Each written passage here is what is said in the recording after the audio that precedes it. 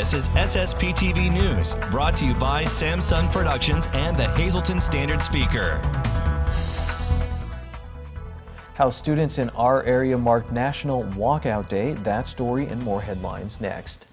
Hey everyone, thanks for being with us. I'm Ken Kara, and our show is broadcast in HD on Service Electric Cablevision Channel 513 and in SD on Channel 13, and stream us with Apple TV and Google Chromecast by downloading the free Samsung Productions app. Here's our Wednesday headlines now from SSPTV and the Hazleton Standard Speaker. Today marks 1 month since the horrific shootings at Stoneman Douglas High School in Parkland, Florida. To honor the victims and show support for student safety, many schools across the country participated in a nationwide walkout. The event was scheduled for 10 a.m. and was to last 17 minutes, 1 minute for each of the Parkland victims. Here in our area, students at Marian Catholic High School in Tamaqua showed their support this morning before their weekly mass. In memory of those who lost their lives, these 17 pairs of shoes represent the 17 students that had their lives taken, and we will now honor those lost with a moment of silence out of respect for them. This is video provided by the school. As mentioned, 17 pairs of shoes were on display to represent the 17 victims of the Parkland shooting. Meanwhile, students at Holy Family Academy in Hazleton attended a liturgy service this morning. School principal Donald Basic tells us that Father Piccola spoke about the, quote, bad incidents that occur in our world. At 10 a.m., a moment of silence was held in all classes in remembrance of the victims of school violence. Basic says they also prayed for God's guidance for elected officials to make decisions in the best interest of all. As we reported yesterday, Hazleton Area School District Superintendent Brian Uplinger says that they met with students to provide a safe alternative to a walkout. Meanwhile, one college in our area joined the National School Walkout today. The Luzerne County Community College Student Government Association led the event, which was held at 10 a.m. this morning in the college's gym in Nanticoke. The event was held in support of increasing school safety nationwide. Participants gathered for 17 minutes, symbolizing the 17 victims of the Parkland shooting. A brief program was also held. College President Thomas Leary also spoke at the event. Meanwhile, Pennsylvania Auditor General Eugene DePasquale says he will make significant changes on how his department reviews safety at Pennsylvania schools. I am going to be taking a personal, firsthand involvement in this issue. That will include me visiting many of these schools. And when I do, I plan to meet with students, teachers, parents, and law enforcement and school administrators to evaluate exactly how that school is protecting its students, and to see what we can learn from that school to see what can be done better across the Commonwealth. We need to tap the experience and advice of everyone if we are to ensure our schools are safe havens for student education and safe from dangerous people intent on doing harm. I especially look forward to hearing the thoughts and ideas of students. Students should never have to worry about whether they'll be able to survive the school day unharmed. And it is up to all of us to make this a top priority, and not just the 2 weeks after there is a tragic shooting. The Auditor General says that now is the appropriate time to assess how we evaluate school safety and determine what changes may be necessary. Pennsylvania's House of Representatives has approved an amended version of a bill that would reduce the size of the state legislature.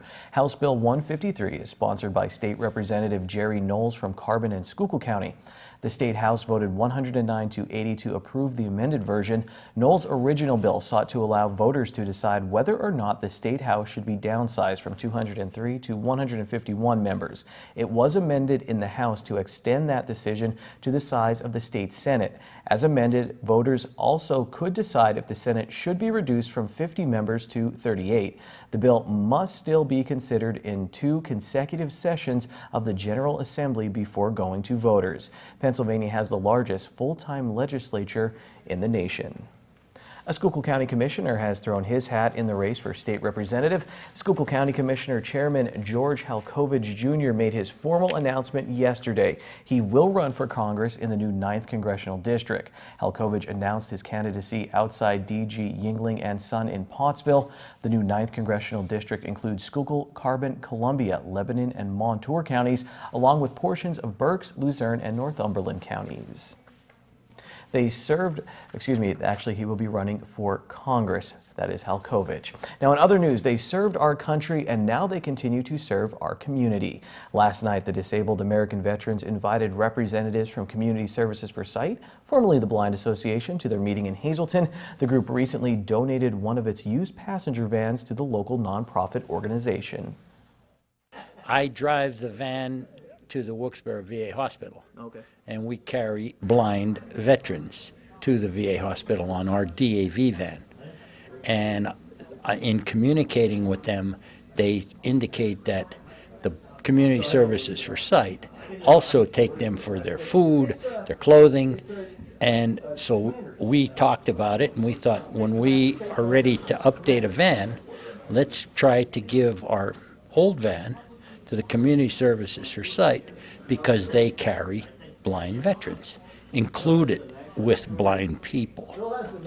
What always amazes me is that veterans come home and help other veterans. It just seems to help again and again. You would think, hey, come home, take it easy, but it just doesn't seem to happen like that. Why do you think the drive is there to help out others? That's what it's all about. That's the only reason I don't get paid for what I do. I'm a volunteer. I'm doing it for other veterans. That's why I'm here. Roman Barron and Bill Hines had contacted us and said, we have the possibility of a 12-passenger van for you. And I was like, oh my gosh, that's incredible, because this is actually the second one that we've been given. And the first one was a little bit older and wear and tear, so it was time to retire it. But we're really excited to have this one because having that 12-passenger vehicle, we're able to bring more people at one time, of course. It's great for our summer camp with our kids because we're bringing those guys back and forth to different places. And just the regular everyday stuff with our clients. Sometimes we have several people going and we have to bring out another van or somebody has to take their personal vehicle. So this way we can get everybody in one group. They get to socialize on the van. It's more economical for us and takes us less time to get everybody there. Last thing I want to ask, you've been using the van too to move a lot of things because you guys are moving. Yes, we actually took the seats out for the day and loaded it up with a lot of things from the office because we have officially moved. I already miss our downtown location, but we've moved to 4 Brook Hill Road in Sugarloaf. It's a much smaller space, but it's home, so we'll learn to adjust to the new location. And every move has its bumps, but we'll get them all smoothed out before we know it. Last night's meeting was held at American Legion Post 76 in Hazleton. Community Services for Sight is now at its new location, 4 Brook Hill Road in Sugarloaf. For more information, call the agency at 570-455-0421. The Hazleton YWCA will celebrate its 32nd annual Pearl Awards on Friday. Joanne Gabriel, the membership and school age director for the Y, talks about the significance of the awards. So PEARL is an acronym which stands for professionalism, excellence, achievement, role model and responsibility, and leadership. And like I said, it's just amazing how there are women out there that have these unique positions and unique job titles. So there's 10 categories that they could be nominated in. Anything from arts and letters to business and industry, communications, financial services, there's education, there's entrepreneur, self-employed, there's healthcare, and there's human services. And 6 categories are represented this year by the winners. Will be recognized at the ceremony this Friday at Sand Springs Country Club in Drums. For reservations, call Joanne at the Y at 570-455-2046. And a reminder that our SSPTV programming is available tonight and every Wednesday from 6:30 until 8 p.m. on our high-definition channel 513. You can also catch a rebroadcast of SSPTV News tonight at 8 p.m. on both channels, Channel 13 and HD 513. Up next, we get some Instagram advice from our social media expert, Janine Lassant, and later, John Eric Polai crashes Dave Day to talk about the NCAA tournament with the Standard Speaker sports editor. This is SSP TV News, your place for 24 hours of your hometown news and information.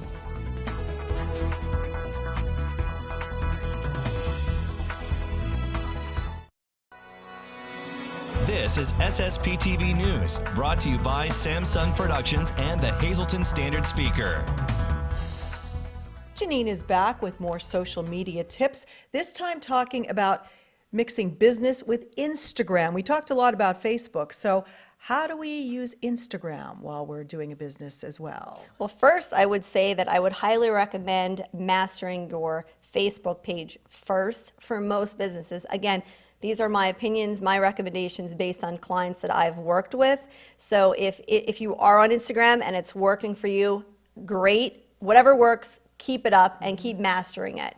Same thing with Instagram applies to Facebook as far as that you want to interact and you want to post frequently. Frequently to one might be once a day, frequently to someone else might be once a week. But as long as you're posting at least once a week, I believe you're doing a good job. Again, Instagram is all visual. You know, Instagram is bumping it up there. Before it was just one picture. Now you could put several pictures. Now you could put video. Now you could go live. Now you could post on the top of your Instagram page, and you could actually show people, you can see who's looking at your video, or you can see who's looking at your pictures. They're always changing the editing of what you can do on there. Again, I'm still learning on Instagram as well. Facebook is my baby, but I have been playing around more with Instagram. You can make Instagram a business profile page. It's free, but there you can see the, again, the numbers of, you can look at who's looking at you, what ages they are, and that kind of thing. And you can also, again, Instagram is where you want to do the hashtagging the most. From all the reading that I've done on people who use Instagram, it's all about hashtagging. People search that and they could find you. The most important thing is content and branding. You want to make sure that what you're putting out there, it has to do with your business and that you're branding yourself the way that you want people to find you.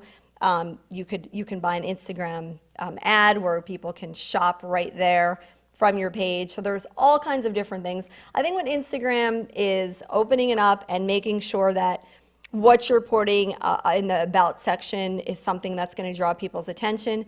There's where you might want to put your website where people can click on it, or put that you're on Facebook and LinkedIn, put your handle names there. So Instagram is really up in the game, I believe, with Facebook. I think it's creeping up there, which, in a couple more years, Instagram is going to, be very, very popular, which it is now, but I think not as much as Facebook in this market. For anybody who doesn't know, you've been doing seminars throughout the area, taking the Socializer 1, which is the social media division of SSPTV, out to the public. So maybe they want your help. Yeah, it'd be great. Here at Samsung Productions, we have over 25 years of experience in video production. We are a multimedia company, which means that we specialize in video.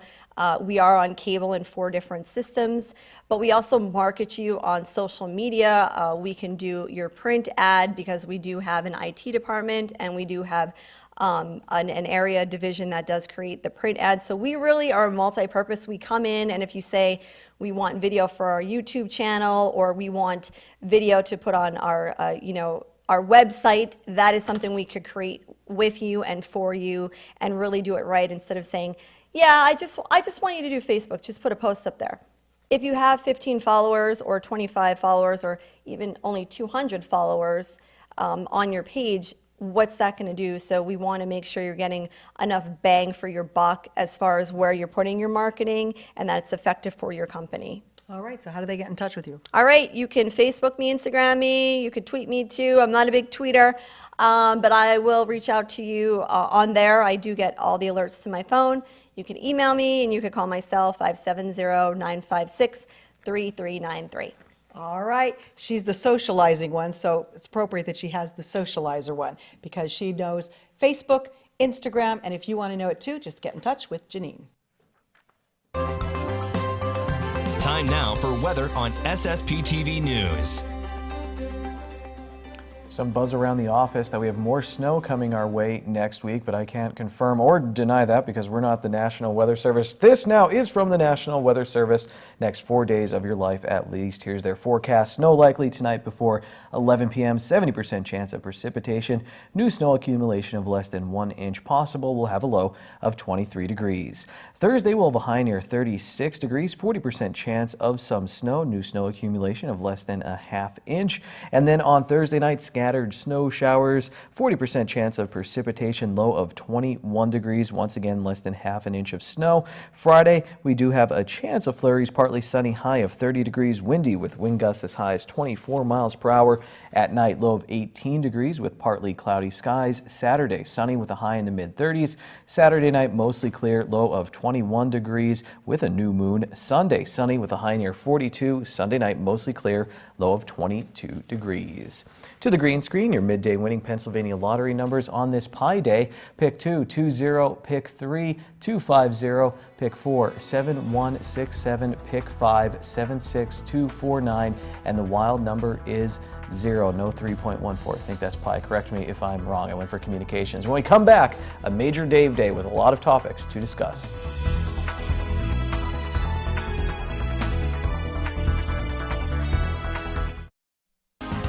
Time now for sports on SSPTV News. It's an all-Pocono battle in the round of 16 of the 6A boys basketball state tournament. Here to talk all about it, Standard Speaker Sports editor Dave Seaman. Dave, I read your column all about the game, Hazleton area versus Pocono Mountain West. Interesting column because you pointed out newer schools really, and both have these great legacies so far, but you also pointed out that they're very familiar with each other. Yeah, they've scrimmaged each other twice during the past season. Before the season, they scrimmaged one another, and then right before the playoffs, the two teams got together, and both coaches, have told me that they got a lot out of that. It's to their advantage that they've seen one another. So maybe the team that puts in new wrinkles and is able to handle the new wrinkles that they put in will be coming out on top. And our John Eric Poli will be at the game, so see highlights and reaction tomorrow here on SSPTV News. And of course, Dave will have his article in the Standard Speaker. Dave, you're also out there, covered MMI winning their first district championship since 1973. I had the pleasure of talking with head coach Joe Flanagan earlier this week. Here's what he had to say when I asked him about some of his former players telling me how bad they wanted a district championship to come to MMI for Joe's sake. What was great is the messages from old players that, hey, coach, congratulations. To me, that was the special stuff, Guys I haven't talked to in years. I actually got a letter from California this morning. Like, hey, coach, when I get back into town and after Labor Day this year, I'd want to meet with you. To me, that was the special stuff, and I always tell our guys, the games and winning's great, but it's going to be the stuff afterwards, what we did afterwards and the relationships we have, that are the important things. Big win for MMI, Dave, we talked about, and also big for the countless people who love Joe Flanagan in Freeland. He's had a really good program there, given the schedule that they have to play every year. Obviously, they're playing against bigger schools, both in the conference. They try to schedule some smaller schools in non-conference, but there aren't any, as many small schools anymore for the preppers to play. They've handled themselves very well in those kind of games. They've gotten better as seasons have gone on because they've taken in lumps during regular seasons, but once they get in district playoffs and they're playing schools their size, they're very competitive, and that bore out this year with the Preppers beating Susquehanna, a team that played in the state playoffs, won their first state playoff game, and beat them, and not only beat them, but beat them handily. Dave, this weekend, state championships in swimming and diving. At AA, Marion Catholic will have Danny Burlitz. He's the #1 seed in the 200-yard IM. Maddie Dando will also be there in the 100 backstroke. Tamaqua Lexi Kerstetter is in the 200 freestyle. North Schuylkill has Reggie Crawford seated #4 in the 50 freestyle. And Joey Antolik is in the 100 free. Mono area's Caleb Snyder's in the 50 free. And for Hazleton area, Dave, Paul Flowers in 2 events. And Anthony Gallstone in the 500 freestyle. Paul Flowers has been one of the most dynamic swimmers in District 2 throughout not only this season but last season as well, and not a better 200 IMer in district, especially at the big school level, and also an accomplished breaststroker. So he's earned his right to compete at Bucknell University, and that's obviously the goal for every swimmer in the state. And Dave, Thursday will start March Madness starts. I don't even know when it starts anymore, but the first round of the NCAA tournament starts on Thursday, and I wanted to show my bracket off, Dave. Here's what I have for the NCAA tournament that Penn State did not get in. So I'm going to put you in the very capable hands right now of John Eric Poli to talk about March Madness with Dave Seaman. Well, my bracket looks a little different than Kenny's. I actually attempted to fill it out. Yeah, I had Michigan State winning. What do you think? Is that a good pick for me? It's a very good pick. I think the Spartans are playing with a little chip on their shoulder this year too, with all the controversy going on, with a lot of allegations going on in that program, and they have one of the best coaches in the land in Tom Izzo, who has been there before, and they have a whole load of talent too. That's not a bad choice at all. They're always a tough team. They rebound well, and bodes well for them going forward. And, you said they're a good coach and a little bit with scandals going on there. And that made me think of Arizona, because they're going through a little bit of some problems right now. And before we came on set, you actually said you think Arizona can make a run in this tournament. Yeah, I like Arizona, but again, you got to look at the brackets where they're playing. But, and they've been close a lot of years. Those 2 years they lost to Wisconsin. Wisconsin went back-to-back Final Fours. The team that they beat was Arizona in 2 very, very close, exciting games. Sean Miller was close when he was at Xavier. He's had some great teams at Arizona. Maybe this will be the team. And speaking of Xavier, they got their first top seed in school history, and everyone's saying if the first #1 team that's going to go out is Xavier. I don't know. I think that's kind of a little harsh, isn't it? I mean, they worked hard the whole year. They only have 5 losses on the year. I mean, I could see that team making a run. What about you? I could definitely see that team making a run. You got to realize too. I mean, like you said, a top 5 team all year. 2 of their losses are to Villanova, which obviously is no slouch. Maybe the best team in the country. Another great coach. At Xavier, a team that's been very close to making the Final Four. They're battle tested. They have 3 senior leaders that are, outstanding. I think they play in an underrated conference too to get them ready for this time of year. And you know who else Xavier has? Bill Murray's son as an assistant coach. What do you think? Some Hazelton magic from when he showed up at Joe Madden's dinner that time? It could be. You never know, because you get any kind of magic right now. You get sometimes you need a little bit of luck, and whatever you can do to win a game, if that's what it takes, so be it. All right, and I'm just going to wrap it up by saying my Final Four, I have Virginia, North Carolina, Purdue, and Michigan State. Michigan State tops off Virginia. Go ahead, take my bets. If you win any money, give me some of it. Here's tonight's talk of the town. The Tri-County Regional College Fair is being hosted by Penn State Hazleton, and it will take place Thursday, March 22nd at the Dr. Thomas M. Cassis Gymnasium on campus at Penn State Hazleton. No registration is required, and that's tonight's talk of the town. SSPTV News would like to send sincere condolences to the family and friends of the following. Joseph Kuntz of West Hazleton. Services are private and being handled by Frank J. Bond Funeral Home Incorporated in Hazleton. Charles E. Weaver Sr. of Whitehaven. Memorial visitation is Friday from 4 to 7 p.m. at Lehman Family Funeral Service Incorporated in Whitehaven. Gerald A. McGarry of Hazel Township. Arrangements will be announced by Frank J. Bond Funeral Home Incorporated in Hazleton. Arlene Ann Marchetti of Drifton. Services are Saturday at 11:30 a.m. at the McNulty Funeral Home in Freeland. Friends may call Saturday from 10:30 to 11:30 a.m. at the funeral home. Clara E. Negri, formerly of Claire's. Funeral services will be held at the convenience of the family. Arrangements are under the direction of the Stanley E. Anilowski Funeral Home in McAdoo. Clara A. Kurgel, formerly of Hazleton. The funeral is Friday at 10 a.m. at Holy Rosary Church in Hazleton. Friends and family may call Friday from 9 to 10 a.m. at the church. Frank J. Bonin Funeral Home Incorporated in Hazleton is handling arrangements. And Leo J. Glod Jr. of Hazel Township. Funeral services are private. The Hillary J. Bonin Funeral Home in Hazleton is assisting the family. Attention pay-per-view subscribers, if you see your name now, give us a call to win a free movie from Service Electric Cablevision. Tonight's winner is Dorothy Demmer of Shenandoah. Call us 570-455-7267, extension 104.